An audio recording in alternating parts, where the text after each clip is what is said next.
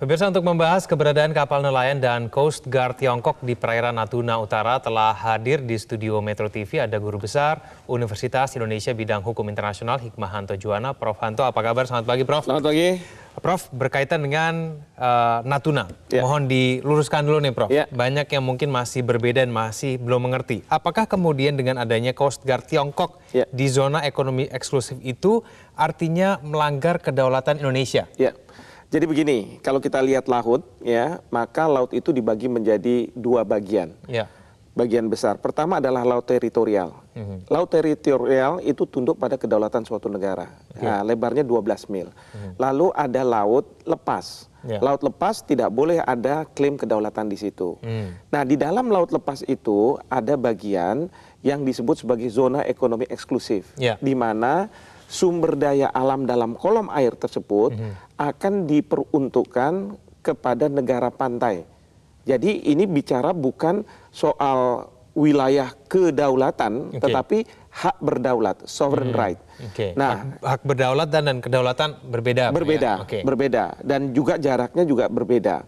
Nah, kemudian di dasar laut ada yang disebut sebagai landas kontinen. Itu terkait dengan sumber daya alam yang ada di bawah dasar laut. Nah, kita mengklaim zona ekonomi eksklusif yang menjorok ke arah Tiongkok. Ya. Ya.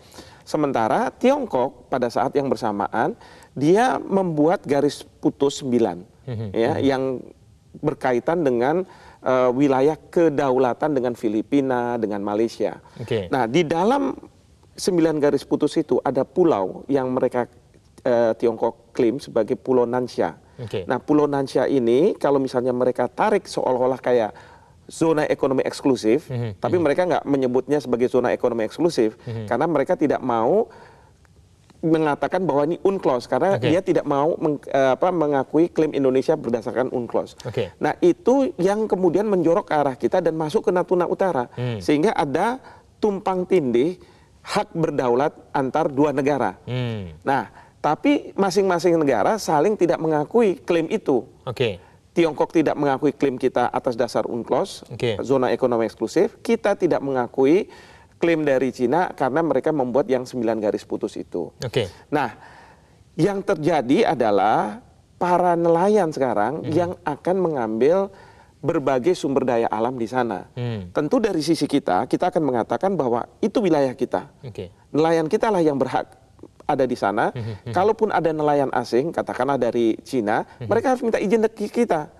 Sementara dari sisi Tiongkok, mereka mengatakan, oh tidak, ini adalah istilah mereka traditional fishing ground mereka untuk nelayan-nelayan mereka. Sehingga kalau misalnya nelayan mereka ada di situ, memang kewenangannya. Justru kalau ada nelayan Indonesia yang ada di situ, mereka halau.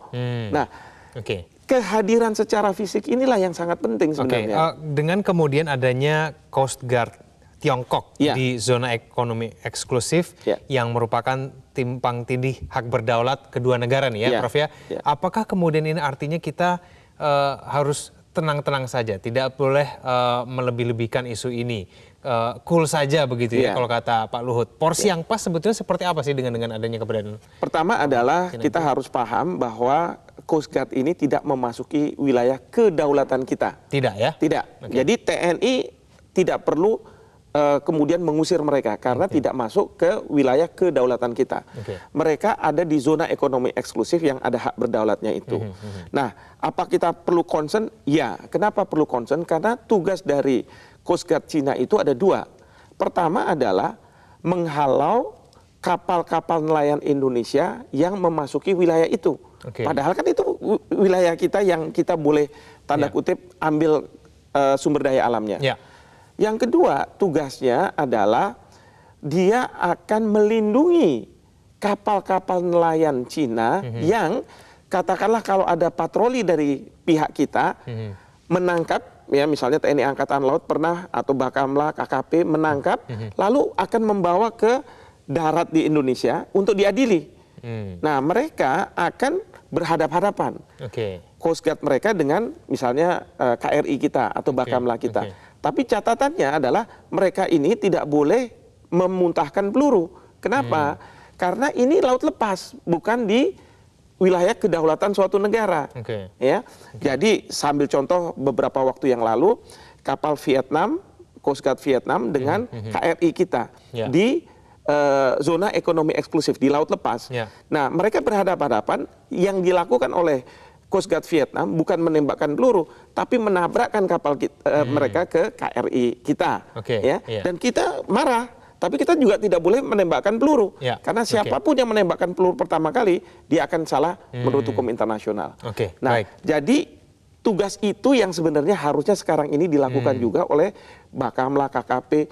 Untuk apa? Dua tujuan. Pertama adalah menghalau kapal-kapal nelayan Cina, kalau perlu seperti zaman Bu Susi diadili bahkan sampai kemudian ditenggelamkan. Dan yang kedua adalah melindungi para nelayan kita yang melakukan pemancingan di sana. Ya, karena ini adalah sebenarnya untuk eksklusif Indonesia. Meskipun dari Tiongkok menganggap juga bahwa mengklaim hal yang sama. Prof, tapi kalau sekarang ada beritanya tadi kita sudah tampilkan, F-16 patroli wilayah udara dikirimkan.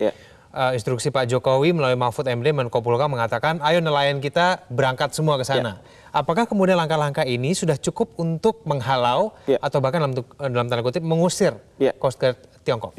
Pertama, kalau misalnya pesawat-pesawat Angkatan Udara kita pergi, itu sampai hanya kedaulatan Indonesia saja. Dia nggak bisa keluar dari kedaulatan. Misalnya di wilayah laut lepas gitu, dia tidak bisa masuk sampai sana. Ya.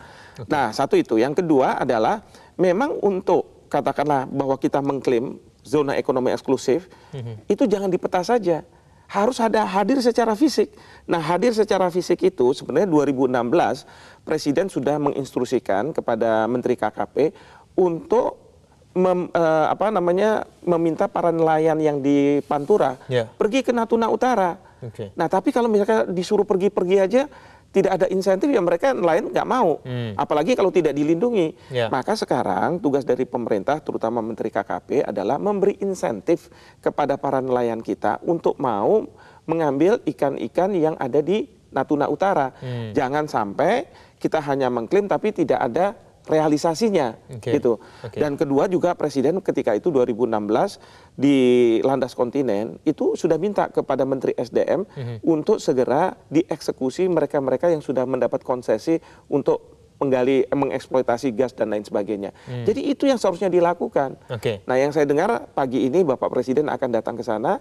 Mudah-mudahan ya ada kebijakan-kebijakan pemerintah supaya para nelayan kita itu mau ada di sana dan komplain bahwa nelayan kita, oh kami dihalau oleh para patroli Coast Guard Cina, itu tidak lagi terjadi. Karena apa? Kehadiran dari patroli kita, Bakamla, KKP dan lain sebagainya. Apakah ini artinya karena kejadian ini terjadi pada tahun ini, apakah memang kehadiran fisik dari Indonesia di perairan tersebut memang akhir-akhir ini berkurang, Prof?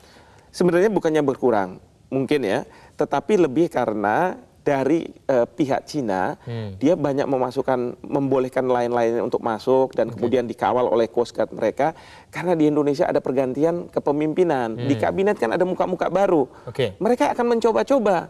Nah, setelah tahu bahwa Indonesia ternyata masih konsisten seperti tahun 2016 seperti sebelum-sebelumnya, saya lihat jubir Kemlu Tiongkok mengatakan bahwa kita ini sebenarnya negara sahabat. Ya kan? Karena pada waktu hari Jumat Ibu Menlu menyampaikan pernyataan sikap pemerintah, mereka masih bilang bahwa kami pun punya hak untuk berada di istilah mereka fishing ground mereka itu. Tetapi kemarin setelah Bapak Presiden mengatakan tidak ada tawar-menawar, ya kan? Mereka sekarang bicara soal persahabatan. Artinya apa? Tiongkok akan mundur. Tapi ini karena mungkin ada pejabat baru.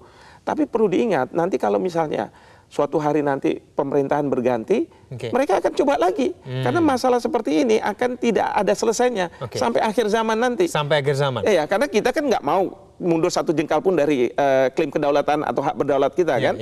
Nah, dari pemerintah sahabat juga kayak begitu. Pemerintah Tiongkok, Malaysia, Vietnam yang kita punya masalah perbatasan, mereka juga akan tidak mau mundur. Tetapi mereka akan melihat situasi. Kapan mereka masuk? Jangan-jangan nanti Indonesia ini sudah mulai longgar. Jangan-jangan generasinya sudah lupa. Sehingga mereka akan ada hadir di sana. Kalau sampai ada orang yang memperkirakan bahkan takut, wah jangan-jangan nanti akan terjadi perang atau tensinya akan meningkat, bahkan mengganggu investasi antara Indonesia dan Tiongkok, itu tidak akan terjadi? Tidak akan terjadi, apalagi kayak misalnya kaitan investasi. Kita punya masalah juga dengan Malaysia terkait dengan masalah perbatasan. Pertanyaan saya pada waktu memuncak itu, apakah terjadi pull out investasi dari Malaysia? Enggak. Kenapa? Karena kalau menurut saya investasi itu pelaku usaha. Yang kedua, mereka cari untung. Kalau mereka cari untung, selama ada untung di Indonesia, mau ada masalah politik kayak begini ya mereka masa bodoh aja. Jadi sebenarnya tidak harus berkaitan seperti itu. Dan message dari Presiden ketika beliau bilang tidak ada tawar-menawar itu, maksudnya kalau menurut saya adalah kita tidak akan bargain soal investasi lah, sahabat. Kita bisa kok terus bersahabat, tapi punya masalah di perbatasan. Ya, jadi nggak harus berkorelasi antara masalah persahabatan kita dengan investasi. Ingat juga bahwa banyak negara seperti Jepang dengan Cina, Cina dengan Vietnam, katakanlah begitu, punya perbatasan juga. Pada satu titik ada tensi tinggi, tapi persahabatan tetap terjaga, investasi tetap tidak ada masalah. Tapi kalau pertanyaan begini, Prof, kenapa kok kemudian pemerintah Tiongkok tidak mau mengikuti UNCLOS itu, padahal kemudian Tiongkok sendiri merupakan anggota UNCLOS? Apakah karena memang semata-mata motifnya sumber daya perikanan itu tadi? Sumber daya perikanan, ya ingat 1,3 miliar penduduk di sana, tentu mereka butuh berbagai hal, ya. Dan pemerintah Tiongkok ini sangat agresif. Kenapa? Ini kan berkaitan dengan 9 garis putus. Saya menyebutnya 9 garis putus ini satu paket dengan yang mereka klaim di Natuna Utara. Kenapa? Karena kalau misalnya mereka tidak mengklaim lagi yang di Natuna Utara, berarti dia akan tidak lagi mengklaim 9 garis putus. Dan itu akan berbahaya karena apa? Kalau 9 garis putus ini masalah kedaulatan yang disengketakan dengan Filipina, dengan Vietnam, Laut Cina Selatan. Jadi mereka nggak akan mundur. Dan mereka tidak mau menggunakan UNCLOS walaupun sudah ada putusan dari Peradilan Internasional PCA yang mengatakan bahwa ini tidak sah 9 garis putus itu berdasarkan Konvensi Hukum Laut 82. Tetapi Cina mengatakan masa bodoh, apalagi dengan kekuatan ekonomi, kekuatan militer mereka, dia bisa abaikan, justru dia akan bernegosiasi dengan banyak negara untuk mengatakan bahwa jangan ikuti putusan itu, tapi minta supaya penyelesaiannya adalah penyelesaian secara bilateral. Tapi ingat ya, kalau Indonesia, kita tidak akan bernegosiasi dengan pemerintah Cina terkait dengan masalah ini. Karena apa? Kita tidak mengakui 9 garis putus itu. Jadi tidak ada negosiasi. Kita mau negosiasi apa? Pemerintah menganggap tidak pernah ada itu. Baik Prof, terima kasih. Kita akan tunggu nanti bagaimana tindak lanjut dari Cina sendiri. Apakah kemudian akan menarik atau akan seperti apa ke depannya? Terima kasih Prof, telah bergabung sama kami di Metro Pagi Prime Time. Pemirsa jangan kemana-mana, kami akan kembali usaha jeda berikut ini.